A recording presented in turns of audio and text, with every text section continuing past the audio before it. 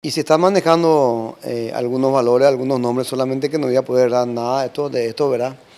Quiero mantenerlo así hasta que salgan las operaciones y después ponerle al tanto, ¿verdad? Uno en cada línea prácticamente, central, medio y delantero. Lo ideal sería local, ¿verdad? Por el cupo de extranjeros que tenemos. Nosotros ya tenemos dos extranjeros ahí ya cupo cubierto, así que lo ideal sería un jugador que esté en el torneo local, que conozca y esté jugando aquí, o de lo contrario, un paraguayo en el extranjero. Lo de la situación de Jorge Mendoza, ¿cómo está, presidente? No, no, no, yo al menos hasta donde yo sé todavía, ¿verdad? Es que se estaba manejando una transferencia de Jorge, ¿verdad? En un mercado exterior.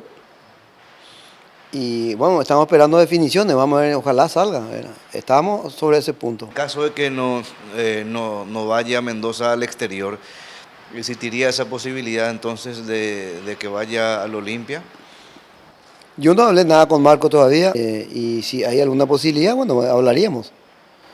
¿Sería trueque a trueque, presidente, o no? ¿Por algún jugador especial le interesa a Carlos Rolón?